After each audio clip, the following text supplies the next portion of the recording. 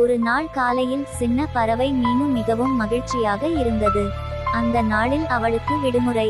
அவள் சொன்னாள், இன்று நான் வீட்டிலே சுவையான உணவு செய்து சாப்பிடணும். அவள் தன் சிறிய கூடில் இருந்த பாத்திரங்களை எடுத்தாள். அது மரக்கிளையில் கட்டப்பட்ட அழகான வீடு.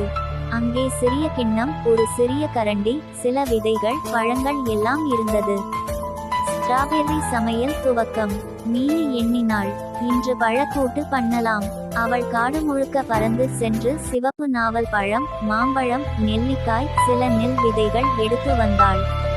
அவற்றை தன் வீட்டில் வைத்து மெதுவாக சுத்தம் செய்தாள். அப்போதே வெளியே இருந்து காகம் வந்தது. அரே மீனு, என்ன செய்றே என்று கேட்டது. மீனு சிரித்து, சமையல் பண்ணுறேன். இன்று எனக்கு அதனால சுவையான பழக்கூட்டு சாப்பிட போறேன் என்றாள். காகத்தின் சலுகை. காகம் சொன்னது, அப்போ நானும் உதவட்டுமா? எனக்கு சாப்பாடு விஷயத்தில் நல்ல அனுபவம் இருக்கு. மீனு சிரித்து, சரி, நீயும் உதவி பண்ணு, ஆனால் உப்பை அதிகம் போடாதே என்று சொல்லி கொடுத்தாள். காகம் விதைகள் மற்றும் பழங்களை கலந்து சிறிது தேன் சேர்த்து கலக்க ஆரம்பித்தது. அதற்குள் மீனு சிறிது தண்ணீர் கொண்டு வந்து அதில் ஊற்றினாள். ஸ்பூன் உள்ள பாத்திரம் சுவை பரிசோதனை. சமையல் முடிந்ததும் இருவரும் சுவைக்க தொடங்கினார்கள்.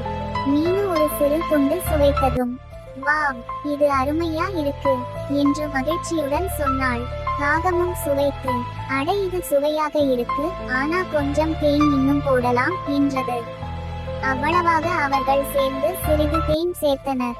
இப்போது அந்த பழக்கூட்டு நன்றாக இனிப்பாக மாறியது. ருசியான உணவு சுவைக்கும் முகம் மகிழ்ச்சி. இருவரும் சேர்ந்து அதை சாப்பிட்டனர். மீனு சொன்னாள், காகா, நீ நல்ல சமையல்காரன் தான். அடுத்த தடவையும் வரணும். காகம் சிரித்தது, சரி மீனு, அடுத்த தடவையில் நான் உனக்கு விதை சில்லா பண்ணி தர்றேன் என்று கூறியது.